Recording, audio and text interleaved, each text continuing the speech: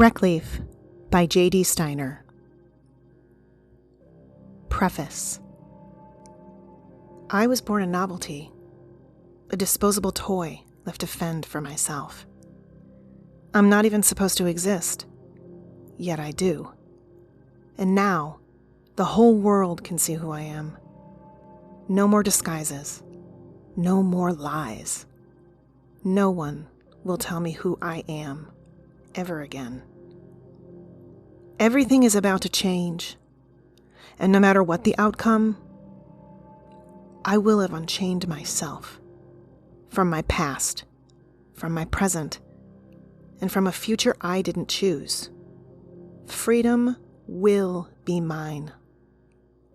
I'm the lone pebble thrown into glassy water. Chapter 1. Anastasia.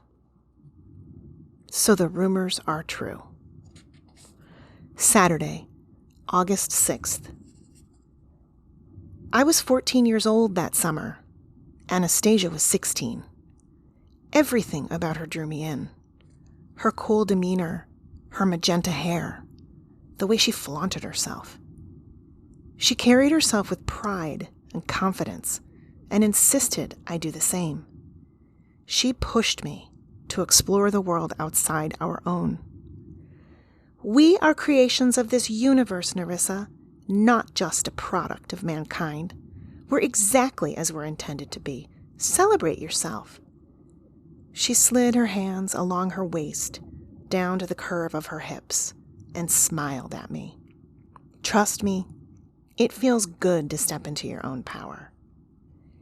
It was Saturday, deep in the summer tourist season, and stories of scouting and acquisition, of-age family members seeking out suitable mates, were plentiful.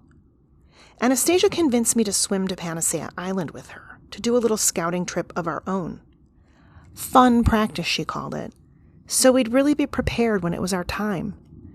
But underage trips alone from our island home of Albatross to Panacea were forbidden.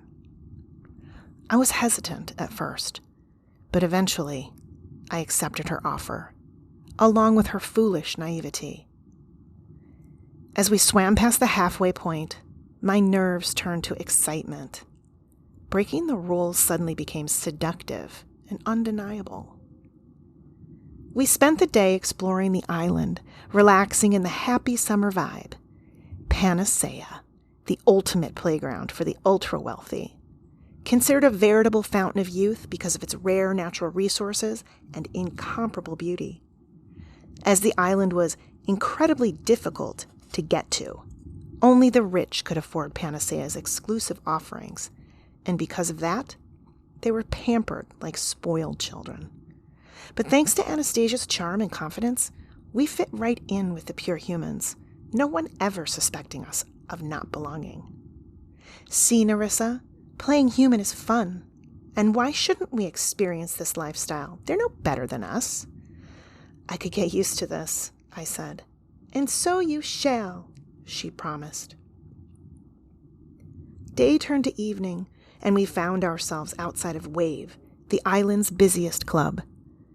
The energy pouring from the building was contagious, but only a glimpse of what lay within. Yet we were underage. They'd never let us enter.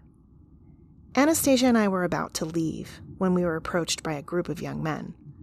"Good evening, beauties." "Good evening, gentlemen," Anastasia purred. Somebody smells good." "Would you care to join us inside?" Anastasia giggled and slid her fingers through her hair. "We'd love to join you, but we're a tiny bit too young to—" "Come on, you're with us," said a sunburned blonde guy in expensive-looking clothes. We were whisked into the pulsating club with these strangers, abandoning every caution as their money led the way. The booming music entered my feet and spread itself inside of me. Lights of every color danced above and below. Musky sweat and leather, citrus, flowers, and the smell of alcohol filled my nose. Walking through the hypnotizing crowd of gyrating people, a spectacle of new sensations in a world I never even knew existed, triggered unknown parts of myself an unfamiliar, primal yearning for more. We found ourselves on the dance floor, fusing into the energy of the crowd. We passed a strong concoction that, despite being disguised in sweet coconut, burned my throat. It didn't stop me from drinking more. A lot more. Soon the world was spinning and consisted of only what was in front of me, the edges all blurred. I laughed a lot, wondering why it had taken me so long to allow myself this pleasure. The 7 men with whom we'd entered this sparkling, fragrant rainbow explosion had whittled down to 4. 2 dancing with me, 2 with Anastasia. I didn't know any of their names, and I didn't care. Hands were all over me, on my hips, the small of my back, my neck, then lips and breath. I didn't mind. The drinks continued, the laughter, the spinning. A long stretch of dancing in my own small world ended with the song Too Slow and Sweet. I looked up and scanned the crowded floor for Anna, but didn't see her. I focused harder, sure I'd eventually spot her, but she had vanished. Her 2 dance partners were missing as well. A slight detached panic began to whisper, but I ignored it, intoxicated not only by the drinks, but by my power over these strangers. Anastasia would pop up any second, but she never did, and I began to grow irritated by my dance team. "Excuse me for a minute," I yelled over the music. "Where are you going?" somebody yelled back. "I'm going to look for my friend." "No, don't leave. We're just getting started." "I have to go." "That's okay," the tomato-faced blonde hollered. He'd appeared out of nowhere. "We'll help you find her." I didn't want their company anymore. Our night needed to come to an end. But I accepted their offer to help. After scouring the club, we exited through a back door, leading out onto a terrace and down to a marina. "I think your friend's out here with my buddy. What's her name again?" "It's Anastasia," I said. "Nice name. I'm sorry, darling. Your name?" "It's Nerissa. And yours?" I asked. He didn't answer me. "Unusual. Suits you well. You're kind of special, aren't you, Nerissa?" Regret was swallowing me. He wasn't interested in helping me find Anastasia, and he seemed to be getting off on knowing that I realized it. "I come here every summer. So do my buddies, and we've never seen you before. Didn't you say you live here?" I didn't talk to anybody about myself or where I lived. I tried to protest, but he wasn't done. "How old did you say you are?" I didn't. "Look, are you going to help me? If not, I'll go. Thank you for the fun night." I turned to leave. "You're a water doll, aren't you?" Frozen, my heart in my throat. I was unable to respond. I hadn't heard anybody use that term in a long, long time. "Aha! I knew it. A pretty little water doll." He amazed himself, as though he made some scientific world discovery. I turned to face him and his 2 drunk friends. "What do you want from me?" I was calm, neither confirming nor denying his claim. "That fiery little friend of yours has a big mouth. She couldn't stop bragging about her custom design and superhuman abilities. If we liked how she moved on the dance floor, we'd be blown away by her abilities in the water. She made my buddy some promises with her body language that no warm-blooded man could ever ignore." His sloppy exaggerations were disgusting. "I guess the drinks got to her. Or is it the boredom of living without any men? Go to hell." "So, the rumors are true," he declared. "Only in our wildest dreams did anyone imagine water dolls still existed. Until now. And tonight, you're mine." "I am not a water doll." I detested the nickname. "I'm a doll female, and I don't belong to anyone, ever." He looked like a kid who just saw a unicorn. "Hot damn. I knew it. Doll, you are mine. Period." "I'm only 14. Let me leave. Please." 14?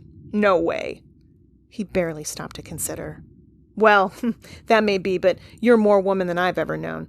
And I don't think anyone will be missing an illegal hybrid posing as a human. Tonight is our night. You play nice, and I'll make things go okay for you. I turned and tried to run. But between my awkward feet and my intoxicated state, I wasn't fast enough. The sweaty, drunken stranger locked against my back, one arm around my waist, the other at my chest. "Tom's got a girlfriend," one of his drunk posse yelled. "Show her what it's like to have a real man, and then we'll show her too," the other fool slurred. "We know exactly who you are now, little doll," Tom whispered. "Or should I say, what you are. You can thank Anastasia for that." "Where is she?" "She's fine, beauty. My buddy's taking good care of her, just like I'll take care of you." These monsters, these real men, thought they knew who I was. They knew nothing. It wasn't the way this night was supposed to end, but it was him or me. "You're right. Let's have some fun," I said slowly. "Yes, it's our night," Tom exclaimed. "Now, how about some of that magical weed? What's it called? Wreckleaf? If you're real, it must be too." "Sorry, I don't have any." Tom spun me around, tightening his grip. His sun-bleached brow furrowed into a deep, angry crease. "That's too bad." He blew out an exaggerated sigh, and I could taste his sticky, rum-scented breath. "Okay, maybe on our next date. You and I have a real future together, don't you think?" Sickening laughter contorted his face, while his two inebriated cheerleaders stumbled over one another in hysterics. "Let me sing you a song instead," I began to hum. Tom misunderstood my palpable resolve. "That's my girl," he oozed, glazing over with a lust so twisted my mouth watered with nausea. "God, you're beautiful." I held his eyes as Tom spoke what he didn't realize were his last words. "Kiss me." And so I obliged. I pressed my lips against his. He responded aggressively, his sloppy, vile mouth covering mine. I fought back the urge to vomit and instead delivered the kiss of a lifetime. We lingered, and then Tom swayed.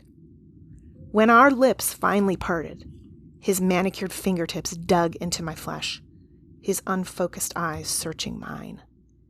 He tried in vain to form words as confusion spread across his face.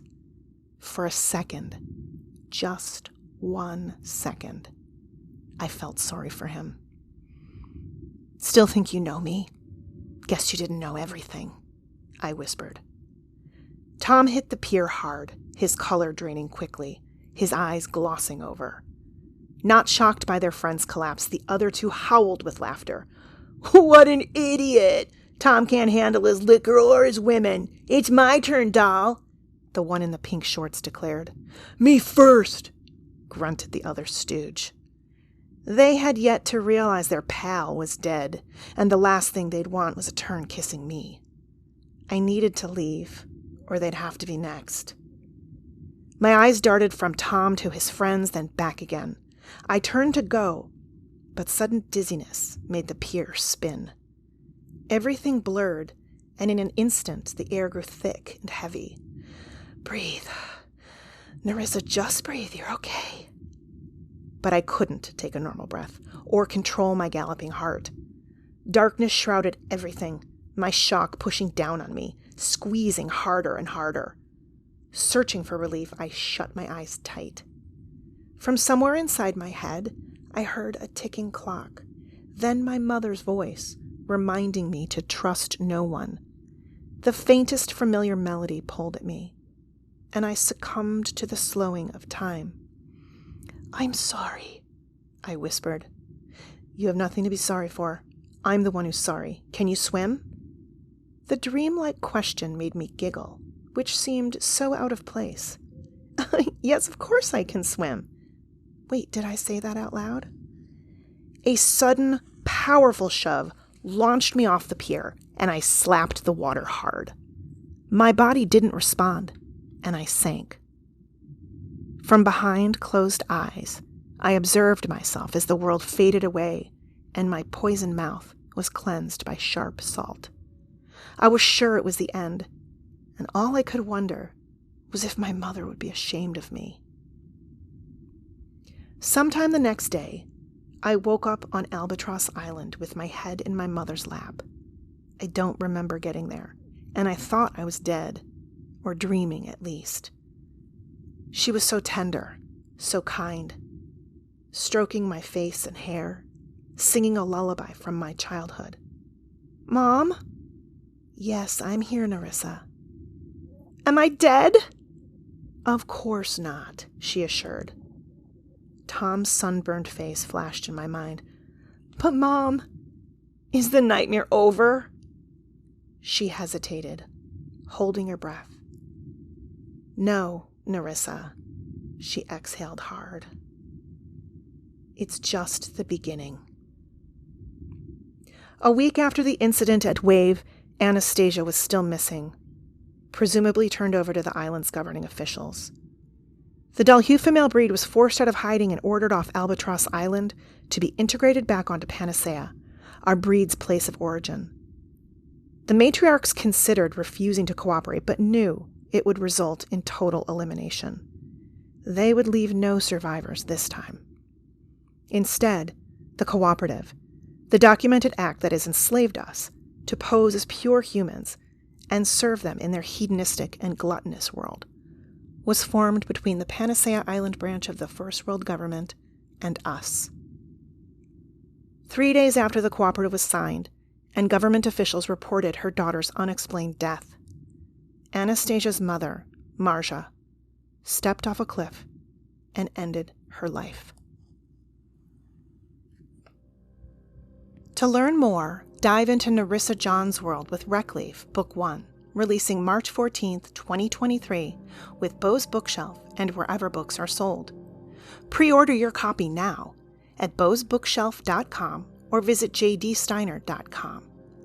And to find out what happens next, stay tuned for Chapter 2 of Wreckleaf, coming soon.